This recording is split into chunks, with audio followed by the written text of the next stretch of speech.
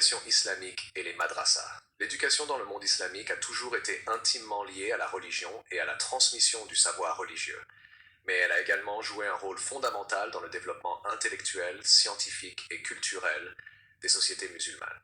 Au cœur de cette tradition éducative se trouve la madrasa, institution emblématique qui a structuré l'enseignement pendant des siècles et qui continue d'influencer la formation dans de nombreux pays musulmans aujourd'hui.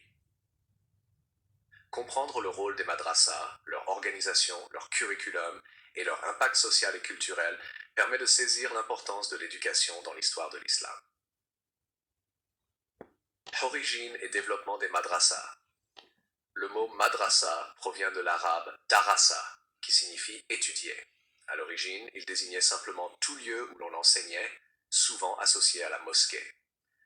Dès les premiers siècles de l'islam, l'instruction religieuse s'effectuait principalement dans les mosquées, où les étudiants, talib, apprenaient le Coran, la jurisprudence, fiqh, la théologie, kalam et les hadiths, traditions prophétiques. Les savants, ou ulémas, jouaient un rôle central transmettant le savoir oralement et supervisant l'étude des textes. La forme institutionnalisée de la madrasa émerge véritablement au Xe siècle, notamment sous l'impulsion de Nizam al-Mulk, vizir des sultans seldjoukides, qui fonde les célèbres madrasas Nizamiya à Bagdad, Nishapur et ailleurs. Ces établissements étaient destinés à former les juristes, faqih et les administrateurs compétents pour servir l'État, tout en promouvant une orthodoxie sunnite spécifique face à la diversité religieuse et intellectuelle de l'époque. Par la suite, le modèle des madrasas s'est diffusé dans l'ensemble du monde musulman, de l'Andalousie et du Maghreb au sous-continent indien et à l'Asie centrale. Organisation et structure des madrasas. Les madrasas médiévales étaient généralement de petites institutions, mais dotées d'une structure précise. Chaque madrasa comprenait une salle de classe, souvent adjacente à un logement pour étudiants et enseignants, une bibliothèque et parfois une mosquée. L'enseignement était assuré par un enseignant principal, shaykh ou mudaris, assisté d'autres enseignants selon le nombre d'étudiants. La pédagogie reposait sur le système du halqa, c'est-à-dire l'enseignement circulaire où les étudiants s'asseyaient autour du maître, qui commentait les textes et posait des questions pour vérifier la compréhension. L'apprentissage était souvent oral, accompagné de la récitation et de la mémorisation. Les élèves pouvaient également rédiger des manuscrits annotés, ce qui constituait une première forme d'apprentissage critique et d'interprétation. Curriculum et disciplines enseignées. Le curriculum des madrasas variait selon les époques et les régions, mais certaines disciplines étaient centrales. Le Coran et les sciences coraniques, Kirat, Tajwid, Tafsir, formaient le socle initial. À ces enseignements religieux s'ajoutait 1. La jurisprudence, fiqh, étude des règles religieuses appliquées dans la vie quotidienne selon l'école juridique choisie, hanafite, malikite, shafiite ou hanbalite. 2. Le hadith, apprentissage des paroles et actions du prophète Muhammad, avec attention à l'authenticité des chaînes de transmission. 3. La théologie, kalam, réflexion philosophique sur la foi, la nature de Dieu et les questions métaphysiques.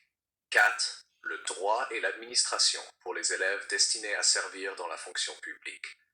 5. Parfois les sciences rationnelles et naturelles, logique, mathématiques, astronomie et médecine, particulièrement dans les grandes madrasas du Moyen-Âge, illustrant l'ouverture de l'éducation islamique à des connaissances plus universelles.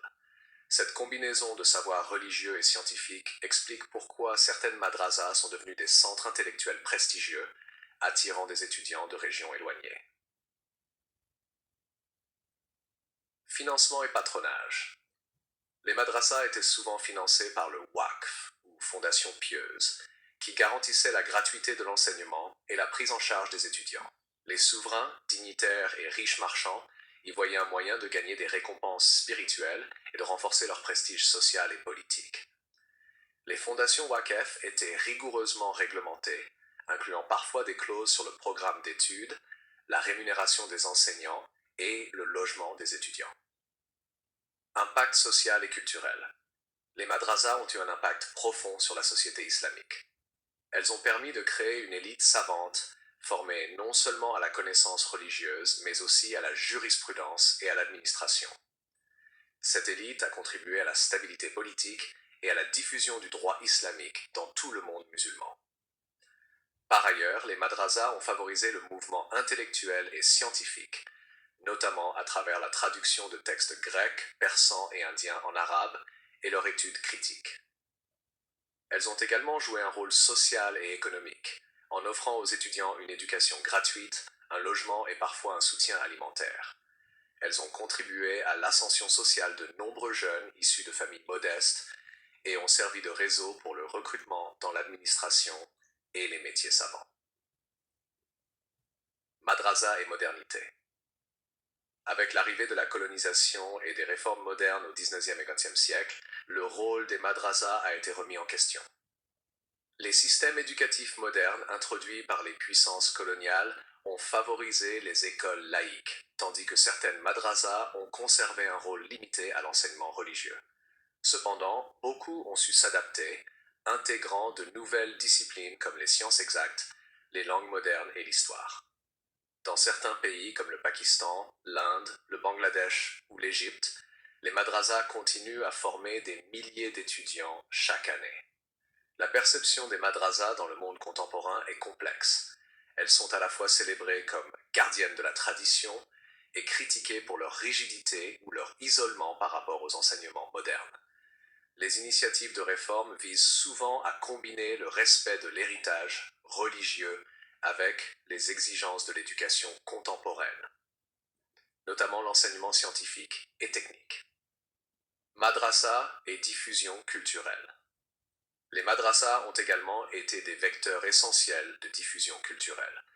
Les étudiants issus de différentes régions, en voyageant pour étudier, ont permis la circulation des idées, des textes et des pratiques religieuses. Les bibliothèques des madrasas ont conservé des manuscrits précieux, transmis de génération en génération, et contribué à la préservation des sciences islamiques classiques. Ces institutions ont également été des lieux de dialogue interreligieux et interculturel, notamment dans les régions où musulmans, juifs et chrétiens coexistaient. Conclusion.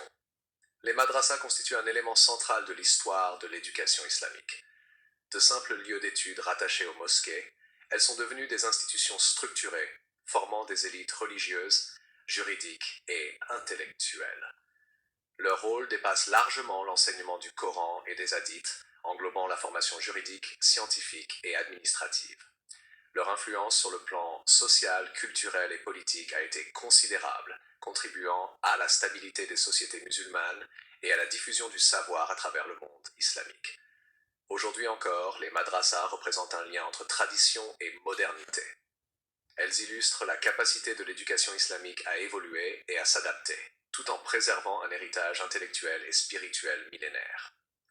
L'étude des madrasas permet ainsi de mieux comprendre l'articulation entre religion, savoir et société dans le monde musulman et leur impact durable sur la culture et l'histoire de l'islam.